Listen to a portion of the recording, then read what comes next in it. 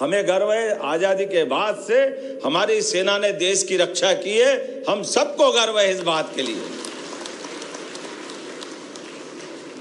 जब सारी व्यवस्थाएं ध्वस्त हो जाती है, सब व्यवस्थाओं में विकृति आती है, लेकिन हमारी सेना ने दुनिया के सामने अपनी सीमित संसाधन के बाद भी, अपनी तमाम व्यवस्थाओं में उथल पुथल के बाद भी आज तक भारत के राजनीतिक मानचित्र पर चुनी हुई सरकारों के मामले में उनने मर्यादा रखी। हमें इस बात का गर्व है। एक तरफ वो हमारे इस लोकतंत्र में भरोसा रख करके, चाहे हमारे कमांडर इन चीफ की व्यवस्था हो या हमारे बड़े से बड़े अलग अलग प्रकार के सेना के अलग अलग अध्यक्षों की बात हो, कभी इस बात पे प्रश्न नहीं उठा कि लोकतंत्र से चुनी हुई सरकार को सैनिकों के, अधिकारियों के माध्यम से अगल बगल के देश की तरह कोई उदाहरण बनाया जाए।